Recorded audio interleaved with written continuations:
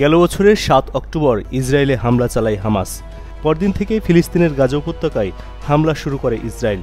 পরে লেবাননে ইরানের দূতাবাসেও হামলা করে তারা। ওই হামলায় ইরানের বিপ্লবী গার্ডের শীর্ষ কয়েকজন কমান্ডার নিহত হন। এছাড়াও ইরানের প্রেসিডেন্টের শপথ অনুষ্ঠানে যোগ দিতে আসা হামাস প্রধান ইসমাইল হানিয়াকেও হত্যা করা হয়। এরপর থেকে দুই দেশের মধ্যে চরম উত্তেজনা বিরাজ করছে।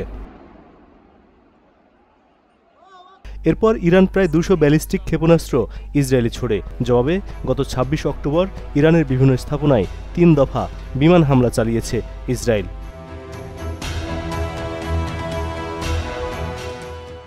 জবাবে গত ২৬ অক্টোবর ইরানের বিভিন্ন স্থাপনায় ৩ দফা বিমান হামলা চালিয়েছে ইসরায়েল।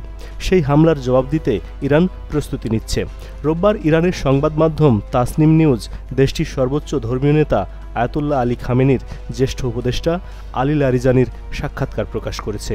ওই সাক্ষাৎকারে ইসরায়েলে হামলার প্রস্তুতির কথা বলা হয়েছে। তবে ইরান ঠিক কী ধরনের প্রস্তুতি নিচ্ছে তা বিস্তারিত বলেননি লারিজানি। এদিকে ফিলিস্তিন ও লেবাননে ইসরায়েলি আগ্রাসনের মধ্যেও কড়া জবাব দিল লেবাননের সংগঠন হিজবুল্লাহ। দক্ষিণ ইসরায়েলে ৩৪০টি ক্ষেপণাস্ত্র ছুঁড়েছে তারা। প্রথমবারের মতো দেশটির আশদদ নৌঘাঁটিতেও হামলা করেছে হিজবুল্লাহ।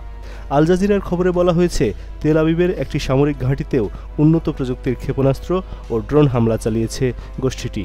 তবে হিজবুল্লাহর হামলায় কয়েকটি ক্ষেপণাস্ত্র প্রতিহত করার দাবি ইসরায়েলি সেনাবাহিনীর। তারা বলছে, উত্তর ইসরায়েলে ছোড়া কয়েকটি ক্ষেপণাস্ত্র প্রতিহত করা হয়েছে।